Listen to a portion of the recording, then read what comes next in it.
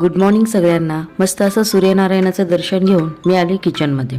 सगळ्यात आधी तर मी बॉटल्स भरून घेतल्या. उन्हामुळे पाणी जास्त प्यावं लागतं आपल्याला, त्यामुळे हल्ली मी अशा बॉटल्स भरून ठेवते. त्यानंतर मी लागले जेवण बनवायच्या तयारीला.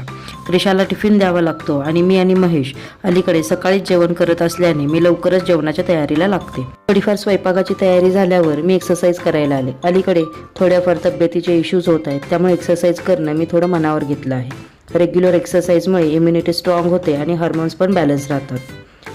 त्यानंतर मी क्रिशासाठी हळदीचं दूध बनवून घेतलं आणि तिच्या टिफिनसाठी बटाट्याचा पराठा करायला घेतला. ते बनवून झाल्यावर क्रिशाचं आवरून तिला छान दूध प्यायला दिलं. दूध पिऊन झाल्यावर क्रिशाला महेश स्कूलला सोडायला चालले होते. आता स्कूलमध्ये सध्या समर कॅम्प सुरू असल्याने स्कूलचे शूज न घालता तिला दुसरे शूज घालायचे होते. त्यावरून तिचं रोज सुरू असतं, हे नको ते शूज घाल, ते नको हे शूज घाल, काही बोलायला नको. क्रिशा स्कूलला गेल्यानंतर मी राहिलेला स्वयंपाक बनवून घेतला. त्यानंतर मस्त ब्लॅक टी घेतली. 1 कप गरम चहा घेताच अंगात पुन्हा ताजेपणा आला. घरकाम करताना आलेला आळसही निघून गेला. आता पुन्हा उत्साहाने दिवस पुढे सुरू करण्याची ऊर्जा मिळाली.